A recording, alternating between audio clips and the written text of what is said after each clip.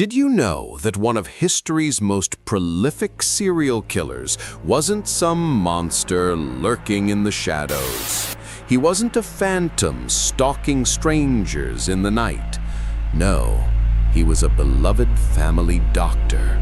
A man you'd invite into your home, trust with your life, and even thank moments before he killed you. Imagine this, a friendly, caring physician in the quiet town of Hyde, Dr. Harold Shipman. He was a pillar of the community, known for his gentle bedside manner and unwavering dedication. Generations of families relied on him, but that was a mask, because this same man had a secret, darker name, Dr. Death. The police could only prove he murdered 15 of his patients, but the horrifying truth, uncovered by a massive public inquiry, suggests his real victim count is over 250. This is the story of the ultimate betrayal, and it raises a terrifying question. What happens when the person sworn to heal you decides to kill you instead? Origin of evil, the morphine obsession. So, what creates a monster hiding in such plain sight? To understand the darkness, we have to go back to his beginning. Born in 1946, Harold Shipman was a bright and ambitious young man. But his world was shattered at 17 when his mother was dying a slow, agonizing death from lung cancer. Day after day, he sat by her bedside and he watched as a doctor administered morphine.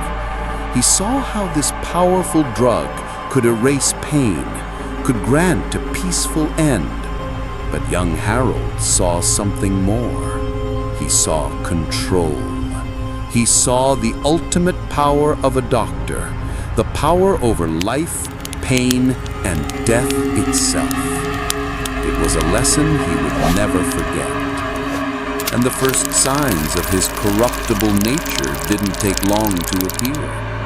Just a few years into his medical career, Dr. Shipman was caught forging prescriptions for pethidine, a painkiller he was secretly addicted to. He lied, he deceived, and he abused his position of power. It was a dress rehearsal for the horrors he was about to unleash. The perfect crime, a systemic flaw. Once he set up his own practice in the town of Hyde, Shipman began to perfect his gruesome craft. His method was chillingly simple. He targeted his most vulnerable, his elderly patients who adored and trusted him completely. He'd arrive at their homes for a routine visit, always with his black medical bag in hand. He'd chat, check their blood pressure, and then, under the guise of giving them medication, he would inject them with a lethal dose of diamorphine, pure medical-grade heroin. How did he get away with this for 20 years? Because he exploited a fatal flaw in the system. After the murder, he was the one who would certify the death. He would access his computer, alter their medical records to invent symptoms they never had, and then sign the death certificate himself, citing old age as the cause. He was the judge, jury, and executioner. And then he played the role of the coroner. It was, for a time, the perfect crime. The downfall, a greedy mistake. For 2 decades, he was an untouchable ghost, leaving a trail of bodies that no one even knew existed. He was a master of his domain. But then, after hundreds of murders, he got greedy. His mistake was a woman named Kathleen Grundy, an energetic 81-year-old, a former mayor, and one of his wealthiest patients. When she died suddenly in 1998, Shipman was the last to see her. But this time he went one step too far. A new will mysteriously surfaced, a clumsy, poorly typed document that left her entire £400,000 estate to Dr. Shipman. He had fooled hundreds of families, but he couldn't fool Angela Woodruff, Kathleen's daughter. She was a lawyer, and she knew instantly that the will was a fake. Her fight for the truth is what finally lit the fuse on the investigation that would bring his entire world of lies crashing down. His God complex had finally made him careless. The final mystery, the silence. In 2000, Harold Shipman was convicted for the murder of 15 women and sentenced to life in prison.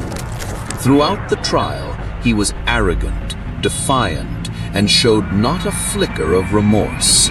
But those 15 murders were just the tip of a terrifying iceberg. The official Shipman inquiry, a massive government investigation, delivered a verdict that shocked the world. They concluded that Dr. Death had likely killed at least 250 of his patients, with the true number potentially closer to 260. The world now knew what he did, but no one knew why, and they never would. On the eve of his 58th birthday, Harold Shipman committed suicide in his prison cell. It was his final act of control, taking all of his secrets, his motives, and the true list of his victims with him to the grave.